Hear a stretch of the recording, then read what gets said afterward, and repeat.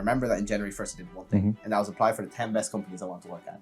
One of them was 7th level. Come March, I get a email from someone called Anthony Bazzari. What led you to build a presentation for your father? My father was a millionaire and then he went down. So obviously he lost a lot of money. He didn't even believe that you can make money out of this. Nothing I've ever done in my life has ever been something that I'll ever be in the middle pack. And I've never wanted to be in the middle pack. I've always wanted to be the top. All right, so this is episode 1 of, we just made the name on the spot, TRT, Yes, sir. Top Rep Talk, right? So this is JP. I'm Dan, part of management at the moment. Maybe won't be here in the future. However, I'm kidding. However, I wanted to bring JP on because usually on these podcast trainings we understand your experience, how you got into sales, and I guess a bit of advice for people that are wanting to aspire to be like you. Yeah. Right. Cool. So why don't you go introduce yourself and tell us about it? So JP is my name. I started sales in January 1st. We're now in October? Yeah. Yeah, so we're in October now. Started sales January 1st. And a bit about my background. I wasn't in sales before. I didn't really know about sales. I, first of all, went to school in Ireland. I wasn't the sharpest tool in the shed. I didn't have most of the knowledge I have now. But with that being said, I got pretty bad results. Then I knew I didn't want to go to college. But what I did know is that I wanted to make a lot of money. I should know how. I had a lot of, let's say, good guidance in my life. My father was a millionaire and then he went down. So obviously he lost a lot of money. And obviously we had a bit of a hard life growing up. But then moving forward, I knew I wanted to make a lot of money. And I had, let's say, Paul, who was in a sales job. I had Jacob, who was one of the guys that I actually grew up with. He was in a sales job as well. So with that being said, took inspiration from them, came to January, had the new year, new me mindset. Okay. I was like, I'm going to get in a remote sales job. I was doing a 9 to 5 at the time. So first of all, I worked at a offer marketing agency for a 19-year-old kid. And I did that for about a month. Made about $200 the whole month, right? So nothing. Why do you feel like that was though? I feel like I didn't have the skill set, first of all, which a lot of people don't learn. I also feel like, not to blame the offer, but it was an offer that we were getting about 1 lead a week. We hear that a lot. Well, 1 lead a week. So, and I was outbounding myself and I wasn't the best. So it was mostly a skill set issue. The work ethic was there. I was doing a 9 to 5, coming home 9 to 5, and then working from like 5 to 12 p.m. And then after that, I literally wake up at 6 a.m., go to the office, do it all again. What were you doing for a 9 to 5 job? I was actually in a corporate job that then moved me up to like selling business to business. So I was selling eSIM. I was getting like $5 per sale, right? So that was the first thing I was doing. And then I moved on. Then let's say the second month is when I started working for an offer that was based in real estate agents. And that questioned if I even want to be in sales. I did that for about a month. It was tough, man.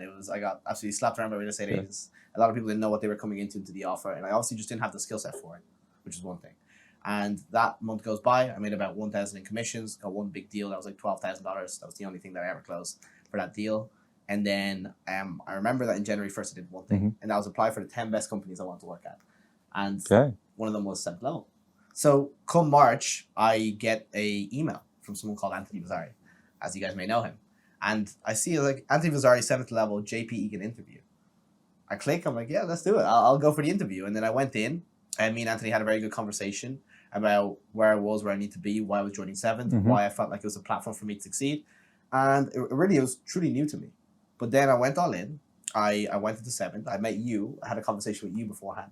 One thing Dan told me before I joined was, you're going to be the top rep. You're going to be my biggest testimonial. And I hope I delivered on that one, man. We'll see. Work in progress. Yeah. So, I mean, you applied for 7th level. Yeah. When you got past the job interview successfully, what was going through your mind at that point? So I was still on the 9 to 5. Remember I told you I was doing 2 offers. Yes. I was trying to still make ends meet. Going through my mind, I was like, I don't know how big this company is. I know there's a lot of potential of income. Guys like Yash who were making a lot of money, and a lot of guys, let's say you, who made a lot of money in your past. So I had a lot of inspiration there. I knew I wanted to do it full time. And commission only was obviously a scary thing to go into, knowing that you don't have any base, you don't have any security. So what I did then, my next steps were, let's build a presentation out for my father. How can I show him that this is something I can do full time, and how can I just go on it? Because I was doing, you seen me for the first week and said I was good, but I wasn't anything special. Let's go back to the presentation. What led you to build a presentation for your father? He didn't believe that this space was even a thing. He didn't even believe that you could make money out of this. He didn't want me to, in short, get fucked over, because ultimately I I was making $3,000 a month as a base in Ireland, Okay. which is like really good money in Yeah. Ireland, right? But with that being said, he didn't want me to go to commission only role, fail, and not have any security behind me. So then I made that presentation where I really showed like top performers, why I feel like I can succeed at this, the time that I would put into it, and the potential commissions that I could make. And he gave me the go ahead. And that's when I had my second week as a setter. I was okay. It wasn't the best, but then we had a conversation about me going to closing. It wasn't that I was a fantastic setter. I was just like go getter. I did like $350 a day, and I was doing maybe 7 to 12 sets a day as well. And the reason I said that because my mindset when I came to the company was who was the top setter? It was Kai. So I was like, how am I gonna match Kai's numbers or do even more every single day? The first thing that I thought of when I came to the company. What led you to going to the top rep and going, I wanna match those numbers, if not overtake them? Like why not just like go to the middle of the pack and say, well, if I get into the middle, it's not that bad and I'm doing all right. Nothing I've ever done in my life has ever been something that I'll ever be in the middle pack. And I've never wanted to be in the middle pack. I've always wanted to be the top. Everything I've always done really well. Even let's say the corporate job, when I went there, I smashed the numbers. I broke a record in the whole company. So everything I've done is something that I've always wanted to be top level at. Never wanted to be, let's say, at the bottom or in the middle pack. And inspiration of Kai, his work ethic was something that inspired me every single day. And also the amount of sets he was doing. He was doing like 12 to 15 sets a day. With that being said, then that's why I just want to put in the same work ethic as him to get to that level. Okay. So you came on, what was your role that you hired in as? I hired as an outbound setter. Outbound setter? Yes. But the one thing that like really draw me to doing this full time was that you guys mentioned, well, within a month, you possibly could move into a closer. That's all I fucking need. Since you even said possibly, that little word of like being a closer, it went all in.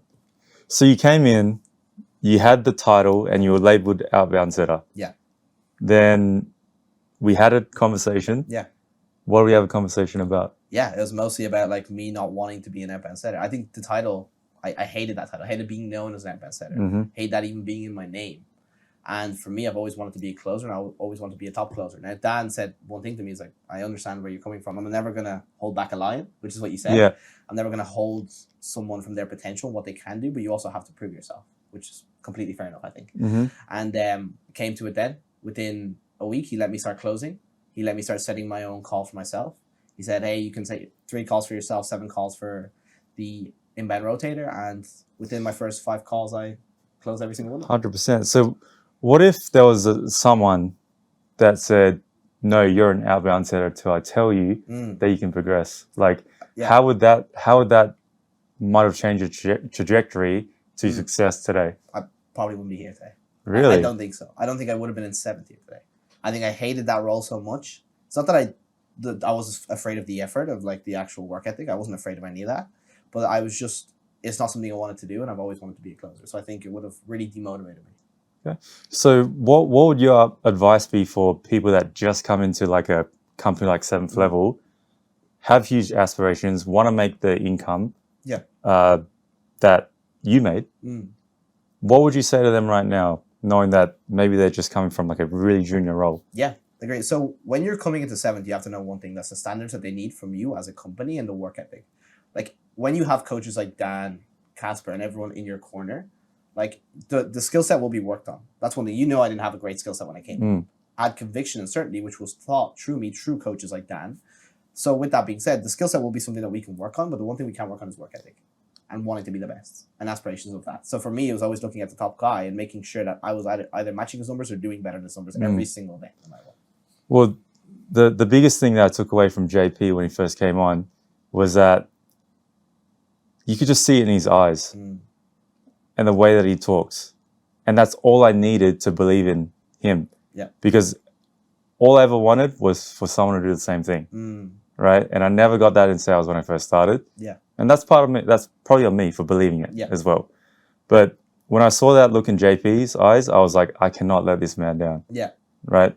So there was one thing that you said to me as well, right? And I never have heard you say this ever again, but you said you were nervous. Yeah, I was. Guys, this isn't something that's going to be easy. It's not something that you just walk in, you start taking closing calls. I can tell you this much, like before my first closing call, I was shaking on that seat. When I was taking the card details, I was shaking. My voice was cracking up even taking the card details. So it's something that is scary, But again, it's like when we are trying to overcome a prospect's objection, it's fear that we have to overcome in our own lives to get the results that we want to. Because a lot of people stay in that fear. Yeah. They stay nervous. Yep. They want to be perfect. Yep. Right?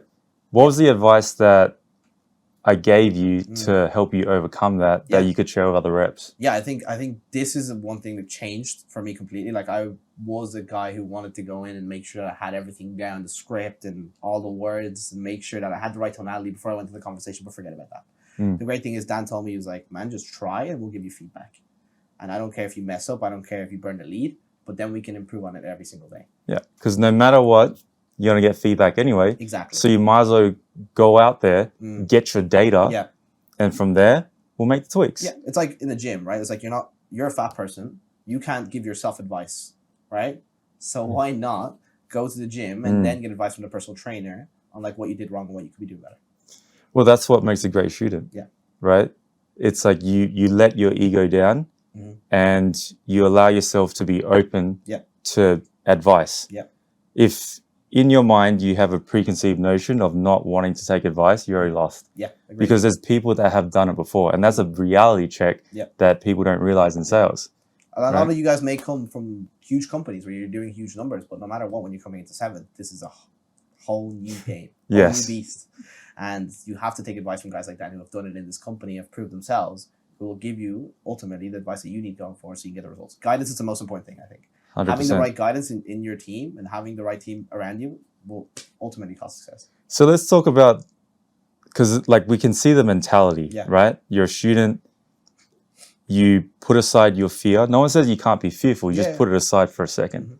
We figure it out later. Then it comes the skills part, right? Because skills pay the bills. Right?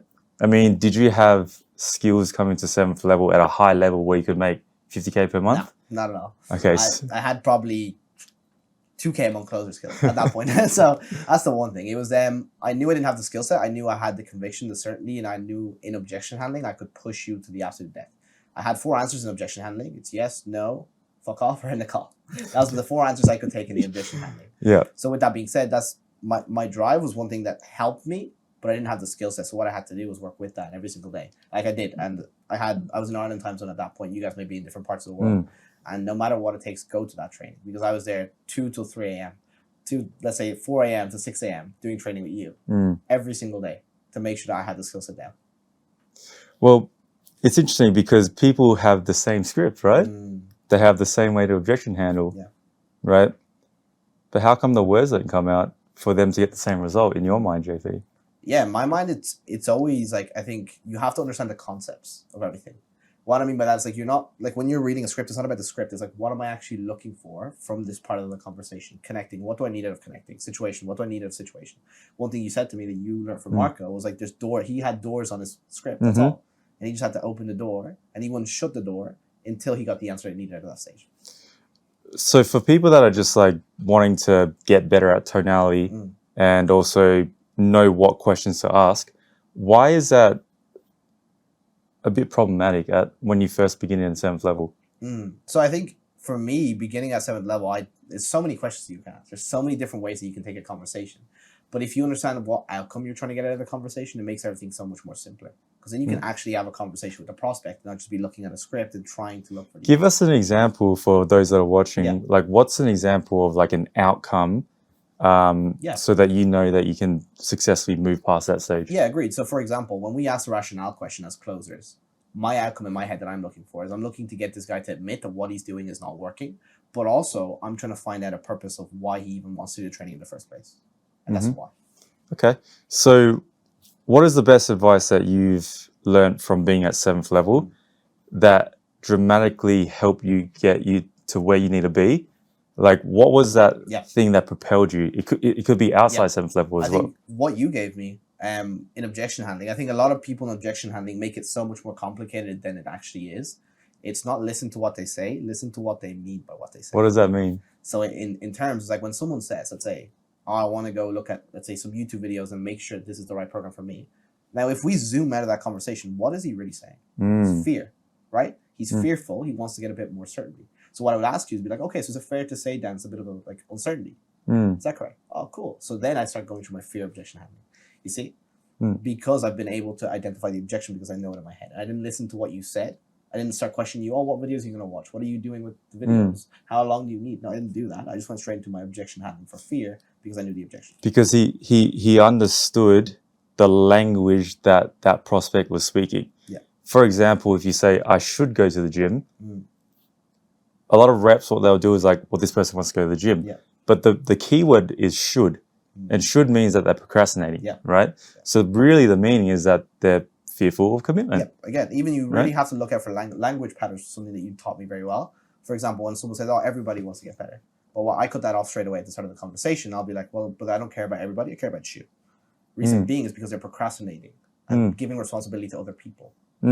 So if a person, for example, when you're beginning at 7th level, like you can read the script as much as you want, you can rehearse it, but if you don't understand the meaning and communication behind the words, you ain't going to ask any of the right questions. Nope. Right? Yep. So you've always got to pause and ask yourself, like, what am I really hearing from this prospect? Yep. What am I hearing for me to go and ask the relevant questions at the right time? Yep. Otherwise, you're on the wrong problem. Yeah. Does that make sense, guys? I think a big shift I had, I think it was the plan that you had set out for me. Okay, talk about it. Yeah, I think I want to talk about that plan. It's because I had Dan. Dan was obviously the guidance that I had throughout the whole 7th when I first started for like skill set wise. And the great thing is he had a plan set out for me. So first of all, it was about closing deals, getting my confidence up, getting my certainty and conviction up, what we all need in life, so we can close more deals. How I did that was there was 3 steps, right? Yeah, and number 1 was like to close deals, right? So it's like, how can I close deals to get my certainty and conviction up? So what I did, I closed 10 deals in a row, but I looked at my cash collection. What was it? 5K. It was a lot of, it was high volume sales, but he was selling Sims again. Yes, you know what I was selling so, 497s, right? So if you look at that over a span of a month, that's a failing strategy to make the money that I want to do. And that's what you taught me. You have to have a strategy that is actually a winning strategy. Look at your data. What is your show up rate? What are the amount of people that are on your calendar? How much free time do you have? Looking at all this data to understand, like, what is my actual productivity in my day and how can I hit my goal with the actual current people that are on my calendar. You want to hit 50K per month, but you have 3 leads showing up a day and your average cash collection is 3K. That's a failing strategy. You're not going to get there, right? So so number 1 was the conversion rates and learning how to close, right? So you did learn how to close, but you're selling 497s. Yeah. Number 2 was increase your cash collected. Increase my cash collected. Okay. Because it would make the most sense because you had volume of sales already, but you couldn't get the commission goal the commission outcome that you wanted to hit. Yep. So how did you increase your cash collection? Yeah, it was a very simple thing. When you told me, you were like, hey, brother, like you're good, but you're not building a big enough gap in the conversation from where they are, where they need to be, and what happens if they don't do it. Why was that important? Because at the end of the day, people buy off what? Pain, right? People buy off fear of, let's say, them not getting to their goal, fear of them ultimately not living the life that they want to. That's what people buy off, fear. They either have the fear and it blocks them, or they either buy it and overcome their fear. So when you told me that, it made a lot of sense, and I had to then start ultimately getting past the surface of the questions, and building a bigger gap. I was building a gap that was this big. I need to build a gap that was this big to sell $8,000 package. 100%, because when you have a smaller gap, let's say that the gap is that big, you're trying to pitch 8356. Sorry, present 8356. What happens then? You get an objection, and at that point, you can have great objection handling skills, but you won't be able to overcome it because there's no gap to use in objection handling. So the risk of paying for the program is bigger than the risk of staying the same. Exactly. Right, and if you don't understand that, you're only going to sell 497s. Exactly. Okay. Yeah. So you completed step 1 and step 2. Yeah. Okay. Did that help you hit your commission goal though? No, not yet. Okay. We had step 3, which he was teasing me for like a month. Or, oh, we'll teach you this next month. Don't worry. You first of all need to get people in your, let's say, pipeline. I was like, how does he mean by? Yeah. He's closing a lot of deals. I was like, what does he mean by get people in my pipeline? I was like, okay, I'll listen to him. Of course, he's always right, man. So I just listened to him being questioned. But yeah, it came to step 3, which was who has my money, right? Who's got my money? Who's got my money? So that strategy consisted of looking at the people that I signed up over the past month, which was around 60 clients that I signed up. It was huge. Yeah, and then targeting upsells, and that's when, let's say you have 3 no-shows in a day. What are you doing to make sure that you're actually making more money? And for me, it was looking at my upsells. How can I upsell current people that are in a package already, sell them to a new package, and ultimately being able to find money through that rather than just sitting there when I have no show, not doing anything. So with the who's got my money strategy, it's interesting because, I mean, you converted at a high rate, Yeah. right? You had high volume of sales. You learned how to collect cash. Mm. What if you didn't have number one and you went to number three, which is who's got my money? What would happen? I wouldn't have done well because, yes, at the end of the day, like just to give you some background, we had upsells. Yes, I probably would have collected 100, 150K that month, but then what happened the month after? Where's your upsells now? Because you've upsold everyone. You see? Yeah, well, you could also see it from the lens of if you do not have a good conversion mechanism, like you learn how to prospect, you learn how to generate extra revenue. Yeah. You have a high cash collected, you know that, but you can't close. You ain't making no money. No. Now, if you had steps 1 and 3, you have a good conversion rate, but you can't collect cash. Yeah. But you have a who's got my money mindset. You're still going to only collect what 497. Exactly. Right. So all three have to all three have to intertwine like a well-oiled machine. Exactly. And that's what led to your success. I think reps mistake the success, and what they want to do is they want to replicate my success in a month. But what they're doing is they're trying to skip steps. You can't skip step number 1. You can't skip step number 2, and you definitely can't skip step number 3. Yeah, well, it's the same thing. Like these prospects, they want the money, but they don't have the skills, right? Exactly. 100%. Yeah, so you got the confidence in the skills to get your money up. So same thing with closing. You have to get a good conversion rate, right? Cash collection has to be all-time high to stretch the gap, and you got to learn how to generate money out of thin air using strategies that people aren't using. Yeah. Because remember I told you about the red ocean and blue ocean? Yeah. What does that mean? So red ocean, blue ocean is basically a meaning of like what everyone else is doing versus what you want to be doing. So for example, everyone else is in the blue ocean, which is ultimately doing the upfronts. And that's what everyone was doing, where everyone's fighting for the best lead. Everyone's fighting for a 16K PIF. But if you go to the red ocean, you're going to find upsells, people who've already paid you money, believe in your service or product already, and are wanting to ultimately pay you. 100%. So I want to ask this question. What's next for you? Yeah, for me, I want to get to 100K per month. Okay. That's the goal. So can you do 100K with the same strategy you're using right now? Absolutely not. So how it works, guys, when you get to a level, and a certain level, you realize that you have to start leveraging other people's time and your time. Because at the end of the day, we all have so many hours in a day that we can use and we can leverage. So it's now about leveraging the people who you have around you, people that you trust, and building a team around you. It's like, how can I have a team that can push me forward and think the things away that I can't do in a day? Admin, confirmation, need to start getting VAs, need to start ultimately looking at your appointment setters, who's going to be setting your leads, making sure the quality is good. All these different things are so key. That's why I got my brother Paul to ultimately come into my team and be doing the things and leverage my time with him. And now it's about building a team around me to get me there. What would you be looking for in a team? Let's say like you're a new rep. Yeah. You might be in an SDR position. Yeah. You might be in a DM position. Yeah. But you want to know that people that you rely on are going to help you out and get you to where you need to be. Yeah. Like, what would your advice be to having that like confidence in your Yeah. I think one thing is like loyalty is number one. You have to know that the people that are surrounding you are loyal and are going to be by your side no matter what. Number two, every single person in your team has to have the same mission as you, or let's say a similar vision. I'm not saying they all need to be able to or want to get to 100K per month, but they all want to be proceeding every single day and they all want to be working towards a goal. So their work ethic is going to be matching your work ethic. And number four is just being surrounded by good people. Let's say maybe you have the best closer, but is he really someone that you want to be around every day? Is he putting you down? Is he making you feel shitty? Who knows, right? Making sure you're around people that you actually want to be around every single day. Because what if I had the adverse effect where I wasn't the guy that you wanted me to be for you to get you to where you want to be? Then I won't get there. That's the one thing. It's as simple as that. You have to have the right team around you. Like I can't work with, let's say, if Paul wasn't at the level that he was right now, it'd be hard for me to hit my goals. If Paul didn't send me the calls that he sets me because we know each other so well now, in August I wouldn't hit, let's say, 320K cash collected, my highest month ever. So it's like all these different things like are all intertwined and all matter towards you getting to your goal. 1000%. So last question, what's your advice for people that are truly wanting to be like you, like that are inspired by your outcomes that you've achieved in such a short amount of time? Yeah, I think the one thing is, guys, it's not impossible. Everyone looks at me and it's like, oh, but he's JP. No, it's something that every single one of you guys can do. But first of all, number one, you can't lack the work ethic. You can't lack the willingness to want to learn. and listening to people who are in positions that you want to be at. And third of all, you can't lack making sure that you're taking care of the people around you as well. So when you get a team, you have to take care of them or they're not going to stick around. Simple as that. All right. Thank you very much, JP. Pleasure, brother. Congratulations on the success, and we'll look forward to the future.